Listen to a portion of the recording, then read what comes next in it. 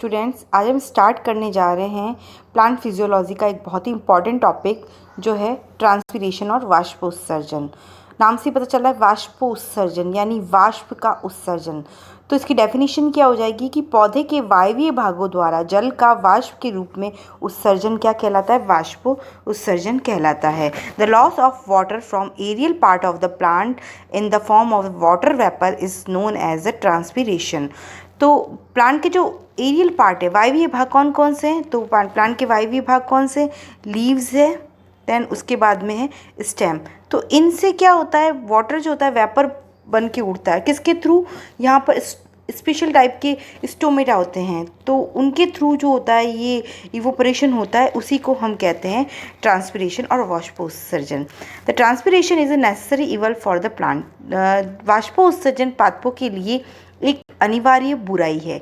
क्यों है अनिवार्य? बिकॉज इसके थ्रू जो होता है वाटर वेपर बन के उड़ता है, तो प्लांट जो होता है उसका टेम्परेचर जो होता है वो मेंटेन रहता है। जैसे हम लोगों को स्वेट आता है, पसीना आता है और हमारी बॉडी से पसीना निकलता है, जिससे हमारी बॉडी का टेम्परेचर जो होता है रेगुलेट रहता है, वैसे ही प्लांट में ट्रांसपीरेशन के थ्रू जो होता है टेम्परेचर रेगुलेट रहता है। देन साथ में ही ये क्या करता है, ट्रांसपीरेशन जो होता है इससे एक टेंशन क्रिएट होती है प्लांट में, जिसके कारण वाटर जो होता है एब्जॉर्ब होता है। बिकॉज बड़े बड़े जो ट्रीज़ हैं उनमें इवोपरेशन होगा, तब क्या होगा? एक टेंशन, एक तनाव उत्पन्न होगा, जो कि लीव्स से कहाँ तक आता है? रूट तक आता है, और रूट्स जो होती है वाटर को एब्जॉर्ब करती है। तो इस तरह से ट्रांसपीरेशन जो होता है एक क्या है, एक बहुत ही इंपॉर्टेंट इवेल है, मतलब नेसेसरी इवेल है, मतलब आवश्यक बुराई है पादपों के लिए। ट्रांसपीरेशन, वाष्पोत्सर्जन के प्रकार। तो वाष्पोत्सर्जन जो है उसके जो प्रकार होते हैं वो 3 प्रकार के होते हैं। ये the first is the stomatal transpiration, it means रंध्रीय वाष्पोत्सर्जन। सेकंड दे रखा है आपको क्यूटिकुलर ट्रांसपीरेशन, उपत्वचीय वाष्पोत्सर्जन। थर्ड दे रखा है लेंटिकुलर ट्रांसपीरेशन। देखो फर्स्ट जो है स्टोमेटल ट्रांसपीरेशन। स्टोमेटल मतलब स्टोमेटा, मतलब ये ट्रांसपीरेशन क्या होता है? स्टोमेटा के थ्रू। स्टोमेटा जो होता है it is the main organ of the help in the transpiration. पादप के जो मुख्य भाग है जो किस में हेल्प करते हैं? ट्रांसपीरेशन में। वो क्या है? स्टोमेटा। और स्टोमेटा कहाँ पर प्रेजेंट होते हैं? तो ये स्टोमेटा जो प्रेजेंट होते हैं ये कहाँ होते हैं? लीफ की सरफेस जो होते हैं उस पर प्रेजेंट होते हैं। अब ये इसके थ्रू जब स्टोमेटा के थ्रू ट्रांसपीरेशन हो रहा है तो it is known as the stomatal transpiration. अब ये स्टोमेटा जो होते हैं इनसे ट्रांसपीरेशन टोटल कितना होता है? तो टोटल 50 से लेकर के और 95% तक ट्रांसपीरेशन जो होता है वो किसके थ्रू होता है? स्टोमेटा के थ्रू होता है। नेक्स्ट आपको दे रखा है क्यूटिकुलर ट्रांसपीरेशन। क्यूटिकल कहाँ प्रेजेंट होती है? तो लीफ जो है उसकी स्ट्रक्चर में ऊपर और नीचे की तरफ, आपने अपनी प्रीवियस क्लास में पढ़ा होगा, लीफ की स्ट्रक्चर में आपको दे रखा है कि ऊपर और नीचे, इट मीन्स ऊपरी अधिचर्म और निचली अधिचर्म, upper epidermis and lower epidermis जो होती है वहाँ पर ये क्या होती है? क्यूटिकल प्रेजेंट होती है। तो ये क्यूटिकल जो होती है इसके थ्रू भी ट्रांसपीरेशन होता है। किस में होता है? जो ज़ीरोफाइटिक प्लांट्स होते हैं उनमें स्पेशली क्यूटिकल प्रेजेंट होती है। और क्यूटिकल जो होती है ये वाटर के लिए क्या होती है? इम्परमेबल होती है। लेकिन कहीं कहीं पर ये क्या होती है? बहुत ही पतली और टूटी हुई होती है। तो जहाँ से ये टूटी हुई होती है वहाँ से वाटर जो होता है वो तो क्या होता है? इवोपरेट होता है। तो आपको ध्यान रखना है क्यूटिकुलर ट्रांसपीरेशन कहाँ होता है? ज़ीरोफाइटिक प्लांट, मरुद्भिद पादपों में होता है।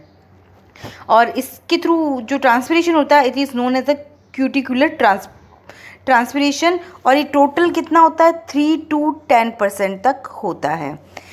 तो इसके बाद में है लेंटिकुलर ट्रांसपीरेशन, यानी हम इसको कहेंगे वातरंध्री। अब वातरंध्र क्या होते हैं? तो वातरंध्र कहाँ होते हैं? छाल पे पाए जाते हैं। छाल मतलब कि बार्क। आपने ये भी अपनी प्रीवियस क्लास में पढ़ा है कि जब सेकेंडरी स्टेम में सेकेंडरी ग्रोथ होती है तो क्या होती है? बार्क का फॉर्मेशन होता है और बार्क में डेड टिश्यूज़ होते हैं। सेकेंडरी जाइलम को छोड़ करके बाकी सारे टिश्यूज़ जो होते हैं किस में होते हैं? बार्क में होते हैं, छाल में होते हैं। तो वहीं बार्क की सरफेस पर जो होते प्रेजेंट होते हैं क्या होते हैं? स्पेशल टाइप की stomata, they are known as the lenticels, जिनको हम वातरंध्र कहते हैं। और ये वातरंध्र जो होते हैं लेंस शेप में होते हैं और इनके थ्रू जो ट्रांसपीरेशन होता है it is known as the lenticels transpiration, lenticular transpiration. और ये टोटल 0.1% जो होता है वही ट्रांसपीरेशन जो होता है 0.1% जो होता है ट्रांसपीरेशन जो होता है इनके थ्रू होता है। तो इम्पॉर्टेंट ट्रांसपीरेशन जो का टाइप जो है स्टोमेटल, तो स्टोमेटल ट्रांसपीरेशन किसके थ्रू, स्टोमेटा के through. Stomata occurs on the surface of the leaves and cuticular transpiration occurs mostly the xerophytic plants में होता है और 3 से 10% तक होता है। और लेंटिकुलर ट्रांसपीरेशन जो होता है वो बड़े बड़े ट्रीज में होते हैं जहाँ बार्क जो होती है प्रेजेंट होती है, छाल होती है और छाल में विशेष प्रकार के रंध्र होते हैं, they are known as the lenticels, वातरंध्र कहते हैं। और इनके थ्रू जो ट्रांसपीरेशन होता है that is known as the lenticular transpiration. The stomata is the main organ of the transpiration. वाष्प उत्सर्जन के लिए आवश्यक या मुख्य अंग जो होते हैं वो स्टोमेटा होते हैं and they are present on the epidermis of leaf. ये पत्तियों की अधिचर्म पर पाए जाते हैं। अब हम इसकी अगर संरचना देखें तो ये जो आपको दिख रही है स्ट्रक्चर, ये बीन शेप्ड स्ट्रक्चर टू दिख रही है आपको, ठीक है ना। ये स्ट्रक्चर जो है it is known as the guard cells, इनको हम कहते हैं रक्षक कोशिकाएं। ये कैसी होती है, बीन शेप्ड स्ट्रक्चर होती है, ठीक है ना। ये जो होती है इनके बीच में ये एक पोर दिख रहा है structure, this is the stomatal पोर जिसको बोलते हैं हम रंध्रीय छिद्र। अब ये गार्ड सेल्स जो इनमें क्लोरोप्लास्ट जो है वो प्रेजेंट होता है। ये गार्ड सेल्स जो है इनके चारों तरफ आपको ये ग्रीन कलर की सेल्स दिख रही है, इन सेल्स को कहा जाता है सहायक कोशिकाएं, सब्सिडायरी सेल्स। तो each stomata is made up of 2 bean shaped structure known as guard cells. प्रत्येक स्टोमेटा किससे बना होता है, 2 बीन आकार की या सेम के बीच की आकृति की कोशिकाओं से बना होता है जिन्हें हम रक्षक कोशिकाएं कहते हैं। और गार्ड सेल्स में क्या होता है, क्लोरोप्लास्ट होता है, न्यूक्लियस होता है, साइटोप्लाज्म प्रेजेंट होता है। और गार्ड सेल्स जो होता है इनके अंदर की तरफ क्या होता है, एक पोर होता है, एक छिद्र होता है, it is known as the stomatal pore. And guard cells is covered with a special type of epidermal cell known as the subsidiary cells. इन सेल्स को हम क्या कहेंगे, सब्सिडायरी सेल्स। सब्सिडायरी सेल्स का मतलब क्या होता है, ये सेल्स जो होती हैं इनको सहायक कोशिकाएं कहते हैं और ये स्पेशल टाइप की होती है जो कि इन गार्ड सेल्स को प्रोटेक्ट किए हुए रहती है। अगर हम देखें तो जो गार्ड सेल्स है उनकी जो इंटरनल जो वॉल है यानी भीतरी भित्ती जो होती है, जो कहाँ पे रंध्रीय छिद्र की ओर है वो मोटी होती है और बाहर वाली भित्तियाँ जो होती है वो पतली होती है। इट मीन्स इसकी अगर हम देखें तो ये गार्ड सेल की ये वाली जो मेम्ब्रेन है, ये वाली मेम्ब्रेन है, ये तो कैसी होगी, मोटी होगी, थिक होगी। और ये वाली जो मेम्ब्रेन है जो कि सब्सिडायरी सेल की तरफ है, ये कैसी होती है, थिन होती है, पतली होती है।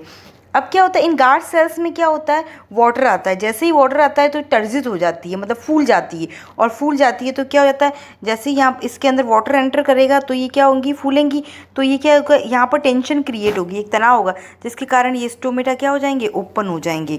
और जैसे इनमें से वाटर निकल जाएगा बाहर तो ये क्या हो जाएगा, जैसे इनके अंदर से गार्ड सेल के अंदर से वाटर निकला तो ये श्रिंक हो जाएंगी, शलत हो जाएंगी और स्टोमेटल पोर जो होगा वो बंद हो जाएगा।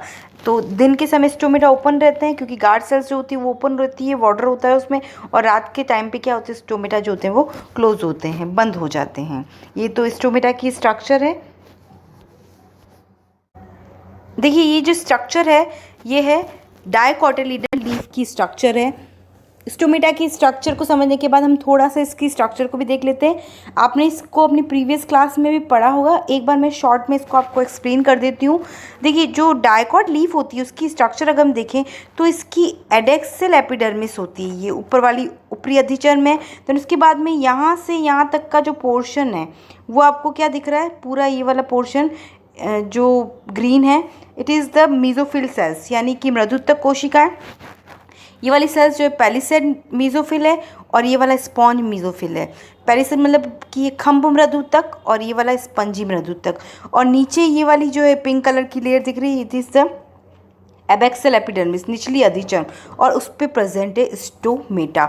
ऊपर जो सबसे ऊपर लाइन दिख रही है आपको, इट इज़ द क्यूटिकल। उसके अलावा यहाँ पे क्या है, ये जाइलम और फ्लोएम जो है प्रेजेंट है बंडल शीट के अंदर।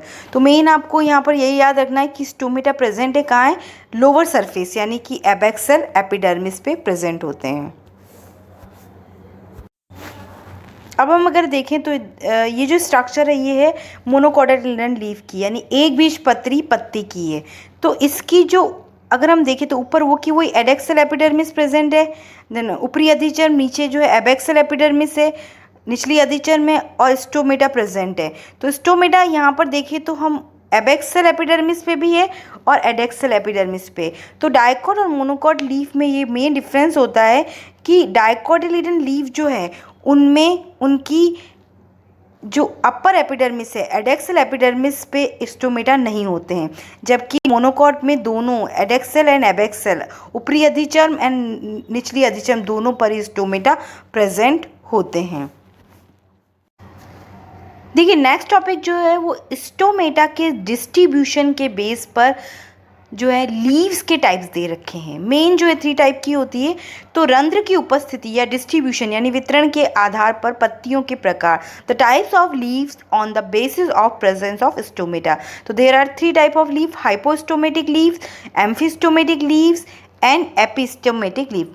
हाइपोस्टोमेटिक, हाइपो मीन्स लोअर, मतलब नीचे, नीचे की तरफ, तो नाम से पता चला हाइपोस्टोमेटिक। हाइपो मतलब हिंदी में हम कहेंगे इसको अधोरंध्र, अधो मतलब नीचे, मतलब कि निचली सरफेस पे होंगे। एम्फिस्टोमेटिक मतलब बोथ, मतलब कि दोनों सरफेस पे। एपिस्टोमेटिक मतलब ऊपर, इसको बोलेंगे अधिरंध्री। अधोरंध्री पत्ती, उभयरंध्री पत्ती और अधिरंध्री पत्तियाँ। तो हाइपोस्टोमेटिक लीव्स क्या होंगी? अधोरंध्र पत्तियाँ, ऐसी पत्तियाँ जिनमें रंध्र केवल निचली सतह पर ही सीमित होते हैं। कहाँ होते हैं?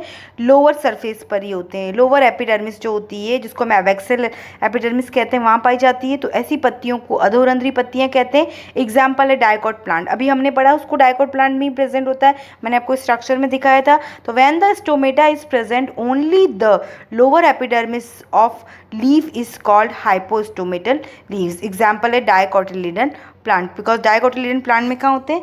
नीचे जो होते हैं, नीचे की सरफेस पे प्रेजेंट होते हैं। डायकोट प्लांट कौन से होते हैं? पल्सेस है, इसके अलावा ब्रिंजल है, मस्टर्ड है। तो ये सारे डायकोटिलीडन प्लांट्स होते हैं जिनके अंदर स्टोमेटा जो होते हैं वो उनकी लोअर एपिडर्मिस पे प्रेजेंट होते हैं, अपर पे नहीं होते हैं। These are also known as apple type of leaves. इनको सेब प्रकार की पत्तियां भी कहा जाता है। एम्फिस्टोमेटल लीव्स, उभयरंध्रीय पत्तियां। तो ऐसी पत्तियां जिनमें रंध्र दोनों अधिचर्मों पर पाए जाते हैं उन्हें क्या कहते हैं? उभयरंध्रीय पत्तियां। इसका एग्जाम्पल दे रखा है एक बीजपत्री पादप। When the stomata are present both epidermis of the leaf, this type of leaf is known as the amphistomatal leaves. Example है मोनोकोटिलीडन प्लांट्स। मोनोकोटिलीडन प्लांट्स के एग्जाम्पल्स क्या हैं? जितने भी मेंबर्स हैं, पोएसी के मेंबर्स जो हैं, वीट है, राइस है, ओट है, ठीक है ना, ये सारे आएंगे। अब देखिए इसके अंदर भी 2 टाइप दे रखे हैं। अगर इनका डिस्ट्रीब्यूशन अनइक्वल हो, अनइक्वल कैसे? कि रंध्र जो है उनकी संख्या निचली सतह पर ऊपरी सतह की तुलना में अधिक होती है, मतलब लोअर एपिडर्मिस पे जो स्टोमेटा है वो ज़्यादा है और अपर पे कम है। तो इनको हम कहेंगे पोटैटो टाइप, क्या कहेंगे? आलू प्रकार के कहेंगे।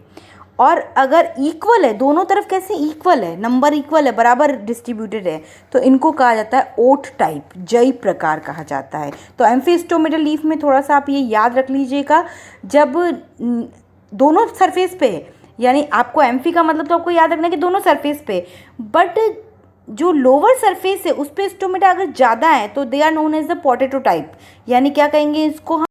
आलू प्रकार के रंध्र। और अगर ये स्टोमेटा दोनों सरफेस पे इक्वल डिस्ट्रीब्यूटेड है तो they are known as the oat type of leaves, जई प्रकार के रंध्र। स्टोमेटिक लीव्स, अधिरंध्री पत्तियाँ।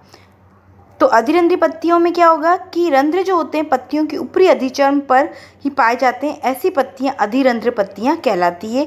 एग्जाम्पल है उत्प्लावी जलीय पादप पर। When stomata are distributed only upper epidermis of leaf is called epistomatic leaves. Example है फ्लोटिंग हाइड्रोफाइटिक प्लांट्स जो होते हैं, जो जल में तैरते रहते हैं पादप, उनमें होते हैं स्पेशली, क्योंकि जो प्लांट्स जो होंगे जो वाटर में फ्लोट करेंगे उनकी अपर एपिडर्मिस ऊपर जो कि एयर के कांटेक्ट में होगी, नीचे वाली तो वाटर में होगी, तो इसीलिए उनकी ऊपर वाली अधिचर्म जो होते हैं उन पर ही क्या होते हैं, जो स्टोमेटा प्रेजेंट होते हैं। तो इस टाइप की लीव्स को कहा जाता है एपिस्टोमेटिक लीव्स कहा जाता है। इसका एग्जाम्पल है वाटर लिली है, नीलम्बो है, कमल है, ये लोटस जिसको हम कहते हैं, वो सारे इसमें आएंगे। इसके अलावा एक और टाइप होता है पोटेमोजिटोन टाइप, तो आपको थोड़ा सा इसको याद रख लेना, पोटेमोजिटोन टाइप। पोटेमोजिटोन टाइप क्या होते हैं, पोटेमोजिटोन जो एक तरह की फैमिली है प्लांट्स की है, तो उनमें क्या होते हैं, स्टोमेटा जो होते हैं वो एब्सेंट होते हैं, और अगर प्रेजेंट भी होंगे तो क्या होंगे, वो फंक्शनल नहीं होंगे, वेस्टिजियल होंगे, तो यानी कि कार्यहीन होंगे। तो वो होता है पोटेमोजिटोन टाइप जो होते हैं, और वो किस में होते हैं, जो प्लांट जो होते हैं पानी के अंदर डूबे हुए होते हैं, मर्ज होते हैं पानी के अंदर प्लांट, उनमें जो प्रेजेंट होता है वो कहते हैं पोटेमोजिटोन टाइप। अब देखिए कुछ इंपॉर्टेंट पॉइंट्स मैंने लिखे रखे हैं इसके अंदर, थोड़ा सा आप इनको याद कर लीजिएगा, आपके एग्जाम्स के लिए भी इम्पॉर्टेंट है। स्टोमेटा ओपन ड्यूरिंग डे, यानी ऐसे रंध्र जो दिन में खुलते हैं। नॉर्मली जितने भी प्लांट्स होते हैं ज़्यादातर उनमें स्टोमेटा कब खुलते हैं, दिन में ही खुलते हैं। तो these type of stomata is known as the alpha alpha, यानी रंध्रों को, इस प्रकार के रंध्रों को हम क्या कहेंगे, अल्फा अल्फा कहेंगे। ड्यूरिंग नाइट, यानी स्टोमेटा कब खुल रहे हैं, रात के समय खुल रहे हैं, दिन में नहीं खुलेंगे, रात में खुलेंगे। तो ऐसे रंध्रों को हम कहते हैं स्कोटो एक्टिव रंध्र। और स्कोटो एक्टिव रंध्र जो होते हैं ज़्यादातर किस में होते हैं, तो ये CAM जिनमें प्लांट में जो चलता है, CAM क्रसुलेशियन एसिड मेटाबॉलिज्म साइकिल जिनमें चलती है, उनमें स्टोमेटा क्या होते हैं, वो रात में ही क्या होते हैं, ओपन होते हैं, दिन के समय वो जो होते हैं वो क्लोज रहते हैं स्टोमेटा। तो CAM साइकिल जो हम पढ़ेंगे इसमें आगे, तो उसमें हम आपको एक समझ में आ जाएगा। देन उसके बाद में है, आपको दे रखा है इन xerophytic plants stomata call the sunken stomata. बहुत ही इंपॉर्टेंट पॉइंट है यहाँ पर, ये नीट के पेपर में भी क्वेश्चन आ चुका है। संकन स्टोमेटा क्या होते हैं, तो देखिए जो जीरोफाइटिक प्लांट्स होते हैं, मरुस्थल में जो पाए जाने वाले पादप होते हैं, उनमें स्टोमेटा जो होते हैं वो क्या होते हैं, अंदर धसे हुए होते हैं, जिनको गर्ती रंध्र एपिडर्मिस के अंदर की तरफ, बहुत काफ़ी अंदर की तरफ धसे हुए होते हैं। क्यों होते हैं, ताकि इनसे वाटर जो होता है वो इवोपरेट नहीं हो सके, पानी का उत्सर्जन नहीं हो सके, क्योंकि वहाँ पर वाटर की डेफिशिएंसी ऑलरेडी होती है। तो इसीलिए उस पानी की कमी जो होती है उसको कम करने के लिए क्या होते हैं, स्टोमेटा जो होते हैं वो अगर होते हैं किसी प्लांट में तो बहुत ही अंदर एपिडर्मिस के अंदर तक जो होते हैं धसे हुए होते हैं, जिनको हम कहते हैं गर्ती रंध्र या संकन स्टोमेटा। हिंदी में इसको हम कहेंगे गर्ती रंध्र या संकन स्टोमेटा कहा जाता है। एक और एक बहुत ही इंपॉर्टेंट एग्जाम्पल है, उसको भी याद रख लीजिएगा। इक्विसिटम एक प्लांट है जो कि टेरिडोफाइटा का मेंबर है, उसमें स्टोमेटा ऑलवेज ओपन रहते हैं। इक्विसिटम जो होता है वो हाइड्रोफाइटिक भी कैरेक्टर शो करता है और जीरोफाइटिक कैरेक्टर भी शो करता है। तो ये पॉइंट बहुत इंपॉर्टेंट है, आपके एग्जाम्स के लिए भी, कंपटीशन के लिए भी है, तो थोड़ा सा इसको याद रख लीजिएगा और नोट डाउन भी कर लीजिएगा इस पॉइंट को कि इक्विसिटम जो एक टेरिडोफाइट है, दे show the both type of character, hydrophytes and xerophyte, जो जलोदबित और मरुदबित दोनों प्रकार के लक्षण प्रदर्शित करता है, और उसमें स्टोमेटा ऑलवेज ओपन रहते हैं, मतलब स्टोमेटा उसमें क्लोज होते ही नहीं हैं।